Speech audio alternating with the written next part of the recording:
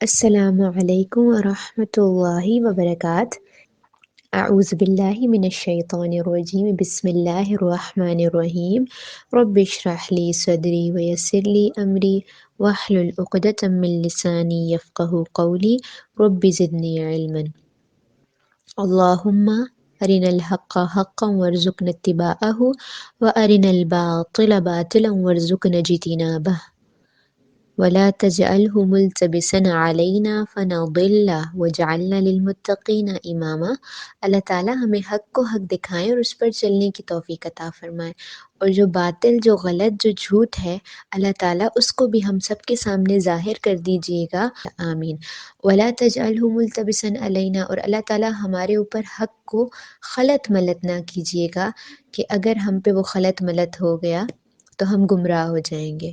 وجعلنا للمتقین اماما، اور اللہ تعالیٰ ہم سب کو متقیوں کا امام بنائے، آمین ثم آمین۔ اعوذ باللہ من الشیطان الرجیم، بسم اللہ الرحمن الرحیم۔ آمنوا باللہ ورسولہ وانفقوا مما جعلکم مستخلفین فیہ فالذین آمنوا منکم وانفقوا لہم اجر کبیر۔ دیکھیں، اس سے پہلے آپ کو آپ کے رب نے آپ اپنا تعارف دیا، پہلے بتایا کہ میں کون ہوں، ٹھیک ہے، سارا آپ کو ایکسپلین کیا۔ یہ جو پچھلی 6 آیات اس میں بتایا کہ میں تمہارا رب کیسا ہے، کس طرح ہر چیز اس کی تسبیح کرتی ہے، وہ اول ہے، وہ آخر ہے، وہ ظاہر ہے، وہ باطن ہے، آسمان اور زمین کی ملک اس کے پاس ہے، اس نے ہر چیز کو 6 دنوں میں پیدا کیا، آسمان پر چلا گیا، جو آسمان سے اترتا ہے، جو آسمان میں چڑھتا ہے، جو زمین میں جاتا ہے، زمین سے نکلتا ہے، ہر چیز کا علم اس کے پاس ہے، اور ہر چیز کا فائنل فیصلہ اس کے ہاتھ میں، دن رات کو وہ چینج کرتا ہے، اور آپ کے دل میں اور میرے دل میں جو کچھ ہے وہ اس کو جانتا ہے۔ اچانک سے آپ دیکھیں بات بالکل چینج ہے۔ اللہ ایک اور بات فرما رہے ہیں، کیا فرماتے ہیں کہ ایمان لاؤ اللہ اور اس کے رسول صلی اللہ علیہ وآلہ وسلم پر، اور خرچ کرو ان چیزوں میں سے جن پر اس نے تم کو خلیفہ بنایا، ٹھیک ہے۔ تو آپ دیکھیں کہ ابھی بات ہو رہی تھی اللہ کی عظمتوں کی، اور اچانک سے فلپ ہوا اور اللہ تعالیٰ بات کرنے لگ گئے خرچ کرنے کی۔ پہلے وہ آپ کو اپنے بارے میں بتا رہے کہ میں کون ہوں، ٹھیک ہے۔ آپ نے جب جان لیا کہ آپ کا رب کون ہے، اور آپ ان ریٹرن آپ نے کیا کیا، آمنوا باللہ ورسولہ، آپ ایمان لائیں گے، آپ نے دل سے مان لیا نا جو اللہ کی عظمتیں ہیں، آپ نے اسے کنسیڈر کر لیا، تو آپ کا بیہیویئر کیا ہونا چاہیے، ایمان لانا۔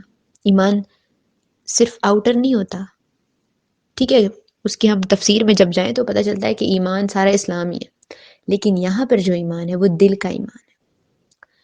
تو آپ کے دل نے اللہ پر ایمان لانا ہے، ٹھیک ہے، ان اللہ کی عظمتوں کو جاننے کے بعد جب آپ کا دل ایمان لائے گا تو صرف اللہ پر نہیں، ورسولہ صلی اللہ علیہ وآلہ وسلم، ٹھیک ہے، ان کے رسول پر بھی۔ اور پھر کیا ہے، اب جب آپ ایمان لے آئے رسول پر، اللہ پر، اس کے رسول صلی اللہ علیہ وسلم پر، تو اب اس سے ہوگا کیا، فائنلی جو چیز ظاہر ہوگی، مال خرچ جو انسان کرتا ہے نا وہ ایک ظاہری عمل ہے۔ انسان کو قرآن بتاتا ہے کہ انسان کو سب سے زیادہ جو محبت ہے نا وہ مال سے ہے اپنی، اور اولاد سے، یہ 2 چیزیں اس کو بہت پسند ہیں، بہت زیادہ۔ تو اللہ تعالیٰ یہاں پہ فرما رہے ہیں کہ اب انسان نے کیا کرنا ہے کہ جب وہ مجھے مان گیا، میری عظمتوں کو مان گیا، ایمان لے آیا اللہ اور اس کے رسول پر صلی اللہ علیہ وسلم، اب وہ مال خرچ کرے۔ اس صورت کا میں نے آپ کو پس منظر بتایا تھا کہ یہ صورت مکن ٹائم پیریڈ میں نازل نہیں ہو رہی، یعنی کہ صحابہ اس وقت جو آڈینس ہیں، ٹھیک ہے، جو اس قرآن کو اس وقت سن رہے ہیں، ان پر آلریڈی 10 سے 12 سال گزر چکے ہیں قرآن نازل ہونے کی، لیکن اب اللہ دوبارہ انفاق کی بات کر رہے ہیں، خرچ کرو۔ اس کا مطلب ہے، دیکھیں، خرچ کا حکم کبھی بھی نئے لوگوں کو نہیں دیا جاتا، جو اسلام میں نئے نئے آتے ہیں نا، آپ انہیں فوراً نہیں کہہ سکتے کہ اب آپ پیسے نکالیں اللہ کی راہ میں اور حج کریں، اور مشکل کام نہیں، پہلے وہ ایمان لائیں، پہلے وہ دل سے اللہ کو ایکسیپٹ تو کریں، اس کے بعد وہ انفاق کریں گے۔ یہ ان لوگوں کو کہا جا رہا ہے جو آلریڈی اقرار کر چکے ہیں کہ ہاں ہم مسلمان ہیں، اللہ ان کو حکم دے رہے ہیں، اور یہ آپ کے اور میرے لیے یہ حکم ہے، ٹھیک ہے، پہلے صحابہ کے لیے اور پھر ہم سیکنڈ اس کے آڈینس ہیں، کہ ہم خرچ کریں۔ مال سے بہت پیار ہوتا ہے نا انسان کو، لیکن مال نہ آپ کا ہے نہ میرا ہے. مال، یہ جو روپیہ ہے نا، یہ گھومتا ہے، ٹھیک ہے. یہ تو ایام ہے نا جسے اللہ گھماتے رہتے ہیں. آج آپ کے اور میرے پاس ہیں یہ پیسے، آپ کی میری ڈیتھ کے بعد ہمارے بچوں کے پاس، ان کی ڈیتھ کے بعد ان کے بچوں کے پاس، ان کی ڈیتھ کے بعد ان کے بچوں کے پاس گھومتا ہے مال. میرے پاس اور آپ کے پاس بھی جو آیا ہے ہمارے پیرنٹس سے ہے نا، اور ہمارے پیرنٹس نے بھی ارن کیا ہے، یعنی کہ وہ کسی اور کا تھا. تو یہ اصل میں جب آپ بالکل پیچھے جائیں گے تو یہ اللہ ہی ہے جو چلا رہا ہے. مال کسی انسان کا نہیں ہے ذاتی. اور آج کل تو پیسے ٹکے جو ہیں وہ سکے اور یہ بن گئے نا، کاغذ تو کوئی پیسہ نہیں ہوتا. اصل تو مال، یہ سونا چاندی مال ہے نا، یہ اصل مال ہے جس کی اہمیت ہے، جو بہت قیمتی چیز ہے. تو اب اللہ کیا فرما رہے ہیں کہ تمہارے پاس جو بھی ہے انفاق کرو، ٹھیک ہے، اور خرچ کرو. خرچ کیوں کرو؟ کہ تم نے دعویٰ کیا ہے نا کہ تم اللہ تعالیٰ سے تمہارا تعلق بن گیا، تم ایمان لے آئے، تم رسول پر ایمان لے آئے. تو اب اس کے ظاہر میں اب کچھ تم کرو گی بھی تو صحیح نا. تو اپنی فیوریٹ چیز ذرا دے کے دکھاؤ جو تمہیں بہت محبوب ہے. تم دعویٰ تو کرتے ہو تمہیں اللہ سے بڑی محبت ہے، تم دعویٰ کرتے ہو تم مسلمان ہو، لیکن اب باری آئی ہے کہ اپنی پسندیدہ چیز اللہ کی راہ میں دو، ٹھیک ہے. انفاق کرو. یہاں پہ اسپیسیفکلی مال کی طرف ہے، جو پیسہ ہمارے پاس ہے. اللہ کے فرما رہے مما جعلکم مستخلفین، ان چیزوں میں سے جن پر اس نے تم کو خلیفہ بنایا، ٹھیک ہے. خلیفہ بنایا یعنی کہ آپ کو پتہ ہے کہ جو خلافت ہوتی ہے وہ کسی کی اپنی نہیں ہوتی. خلافت ہمیشہ کسی اور کی ہوتی ہے، اور پھر آپ اس کے خلیفہ بنتے ہیں، یعنی کہ آپ کو وہ انہیرٹ ہوتی ہے کہ یہ اب آپ کی باری ہے، آپ کو ملی ہے. تو اس طرح جو مال ہے ہمارا ذاتی نہیں ہے، اللہ تعالیٰ نے ہمیں صرف اس پہ خلیفہ بنایا ہے، ٹھیک ہے. ہمیں صرف اس کی ٹیک کیئر کے لیے دیا اور اب ہم نے اس کو آگے دینا ہے. تو یہ ہمارا ذاتی نہیں ہے. آپ جتنا بھی مال زندگی میں کما لینا، تو قبر میں تو 1 روپیہ لے جانا نہیں ہے، 1 روپیہ نہیں لے جانا. ہاں، 1000 1500 کا جو ہے سفید چادر ہے اور بس. اور اس سے بھی سستے میں کام ہو جاتا ہے. تو انسان پوری زندگی لاکھوں کروڑوں کما لیتا ہے، لیکن لے جائے 1 روپیہ ساتھ نہیں سکتا. کیوں؟ کیونکہ وہ اس کا اپنا نہیں تھا. اس کا اپنا کیا ہے؟ اس کا عمل جو وہ دے گا. تو اسی بات کے اوپر آپ کے حبیب صلی اللہ علیہ وآلہ وسلم کی کچھ احادیث ہیں، میں ان کو پڑھتی ہوں اور آپ غور سے سنیں. میں انشاءاللہ ریفرنس کے ساتھ آپ کو بتاؤں گی. ترمذی کی روایت میں ہے کہ ایک مرتبہ آپ صلی اللہ علیہ وآلہ وسلم کے ہاں ایک بکری ذبح کر کے اس کا گوشت تقسیم کیا گیا. آپ صلی اللہ علیہ وآلہ وسلم گھر میں تشریف لائے تو پوچھا بکری میں کیا باقی رہا؟ تو حضرت عائشہ رضی اللہ تعالی عنہا نے عرض کیا ما بقا الا کتفها، ایک شانے کے سوا کچھ نہیں بچا. تو رسول اللہ صلی اللہ علیہ وسلم نے فرمایا بکا کلہا غیر کتفها، کہ ایک شانے کے سوا ساری بکری بچ گئی. کیا مطلب؟ کہ جو اللہ کی راہ میں دے دیا اصل میں وہی تو بچ گیا. جو ہم لوگ اپنے پاس بچا رہے ہوتے ہیں نا، وہ اصل میں ویسٹ ہو جاتا ہے. لیکن جو ہم اللہ کی راہ میں دیتے ہیں، اللہ کی راہ میں دینے کا مطلب یہ نہیں اللہ کو نہ گوشت پہنچتا ہے نہ خون پہنچتا ہے، اللہ کو آپ کی نیتیں پہنچتی ہیں. اور جب ہم اللہ کے بندوں کے کام آتے ہیں، سبحان اللہ، ہمارا رب کتنا اچھا ہے، کتنا پیارا ہے، کتنا کتنا کتنا زیادہ رحیم ہے کہ اسے کچھ نہیں مل رہا ہوتا. ہم اپنے بندوں میں ہی، اللہ تعالیٰ زکوٰۃ بھی ہے تو بندوں میں گھوم رہی ہے، ہر چیز جو ہم اچھائی کر رہے ہیں وہ بندوں میں ہی گھوم رہی ہے، بندوں کو ہی ہم کھلا رہے ہیں بندوں. لیکن اللہ تعالیٰ ہمیں اس پہ اجر دے رہے ہیں. یعنی اللہ اپنے بندوں سے کتنا پیار کرتے ہیں. ہم سمجھیں اس بات کو دل میں ڈالیں کہ آپ کا رب سب سے زیادہ آپ سے محبت کرتا ہے. اس دنیا میں سب مل کے آپ کی قدر کریں، وہ اتنی قدر نہیں کر سکتے جتنا رب آپ کے اچھے اعمال کی اور آپ کی قدر کرتا ہے، ٹھیک ہے. تو ہم لوگوں کے پیچھے نہ بھاگیں کہ پلیز میری قدر کر لو، پلیز میری قدر کر لو. آپ کی قدر نہیں ہوگی اگر سب سے پہلے آپ اپنے رب کو اپنی زندگی میں نمبر 1 پہ نہیں رکھیں گے. اگر آپ اللہ تعالیٰ کو نمبر 2 نمبر 3 نمبر 4 پہ رکھیں گے تو یاد رکھیں جس کو نمبر 1 پہ رکھا ہوگا نا، اللہ اسی کے ذریعہ آپ کو اور مجھے توڑیں گے، لازماً توڑیں گے. اپنی زندگیوں میں چھانٹ لیں اگر میری بات میں ذرا سا بھی شک آئے تو. ایسا ہی ہوتا ہے. دوسری حدیث ہے، بخاری اور مسلم دونوں میں ہے یہ حدیث. فرمایا ایک شخص آیا نا، تو اس نے پوچھا یا رسول اللہ صلی اللہ علیہ وسلم کس صدقے کا اجر سب سے زیادہ ہے؟ مطلب جو ہم اللہ کی راہ میں خرچ کرتے ہیں کس کا سب سے زیادہ اجر ہے؟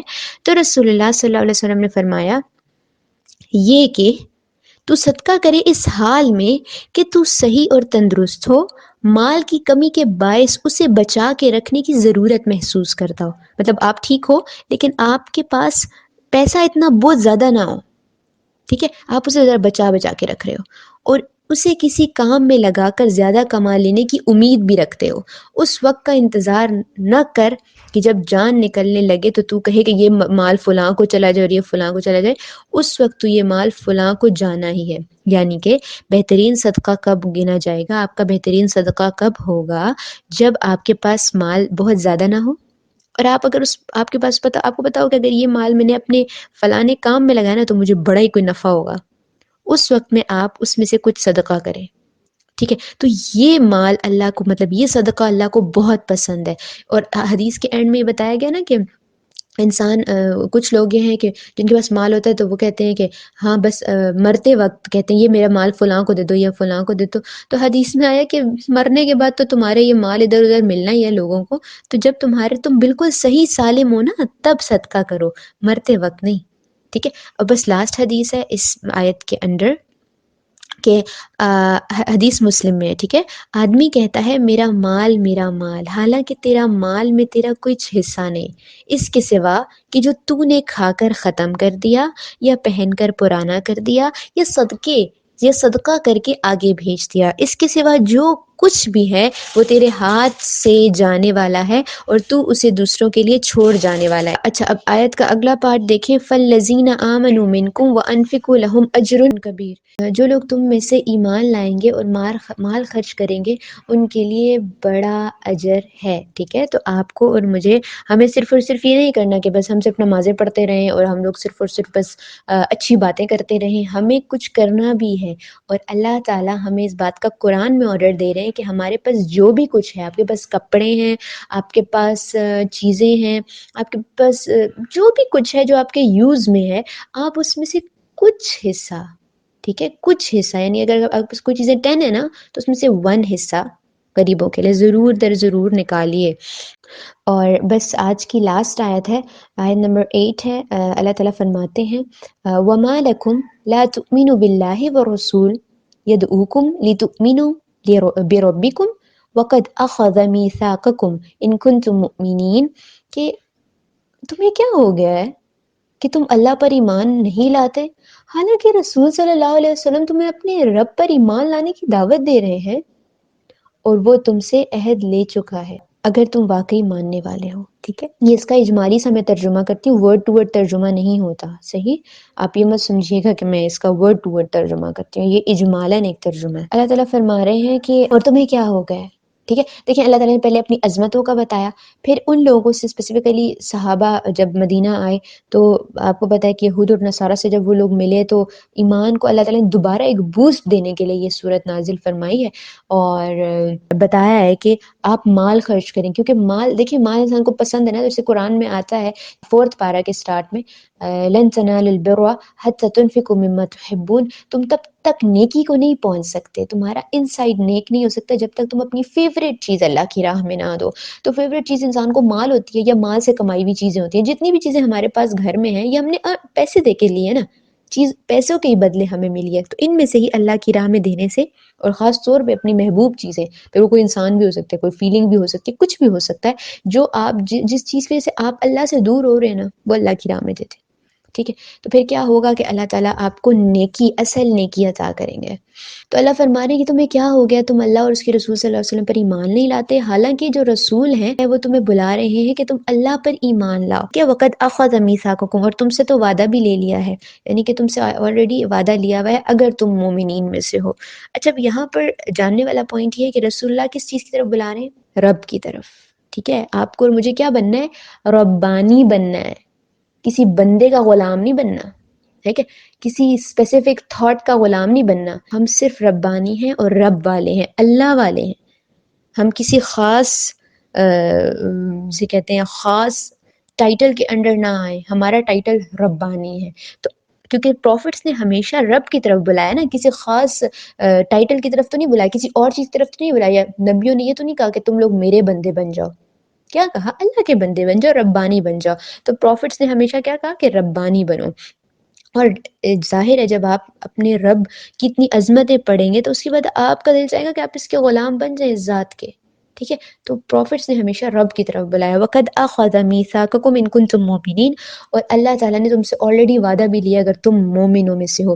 تو یہاں پر بعض مفسرین نے اس عہد سے مراد اللہ کی بندگی کا وہ عہد لیا ہے جو ابتدائی یعنی جب آدم علیہ السلام کا جو ٹائم پیریڈ تھا نا، اس وقت جو ہم سے عہد لیا گیا تھا اسے کہتے ہیں عہد الست۔ قرآن میں بھی آتا ہے الستو بربکم، اللہ تعالیٰ نے ہم سب کو قیامت تک جتنی روحیں دنیا میں آئیں گی اللہ نے سب کو کریٹ کیا تھا، اور آسمان پر تمام روحیں میں اور آپ ہم سب کھڑے تھے، اور اللہ تعالیٰ نے ایک آواز میں مطلب ایک بار پوچھا تھا ہم سب سے الستو بربکم، کیا میں آپ سب کا خدا نہیں ہوں؟ تو سب روحوں نے ایک آواز میں کہا تھا قالو، سب نے کہا بلا، بے شک آپ ہمارے رب ہیں۔ تو اللہ فرما رہے ہیں کہ میں نے تم سے وعدہ لیا تھا کہ میں ہی تمہارا رب ہوں، تو پھر کیوں پھر رہے ہو؟